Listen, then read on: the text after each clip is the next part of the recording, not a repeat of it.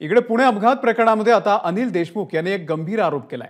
पुणे अपघातामध्ये मृत्यू झालेला तरुणी हे दारू पिऊन होते आणि त्यांच्यामुळे हा अपघात झाल्याचं सिद्ध करण्याचा प्रयत्न हा सुरू असलेल्याचा गंभीर आरोप सध्या अनिल देशमुखांनी केलेला आहे। अल्पवयीन आरोपीला सोडवण्यासाठी प्रयत्न सुरू असल्याचा खळबळजनक आरोपही अनिल देशमुख यांनी केलेला आहे। पुणे हिट अँड रन प्रकरणामध्ये दबावाखाली आरोपीचे रक्ताचे नमुने बदलून आरोपी दारू न पिल्याचा अहवाल तयार करण्याचे प्रयत्न झाल्याचं याआधीच उघड झालेलं आहे। यानंतर आता अनिल देशमुखांनी हे आरोप केलेले आहेत।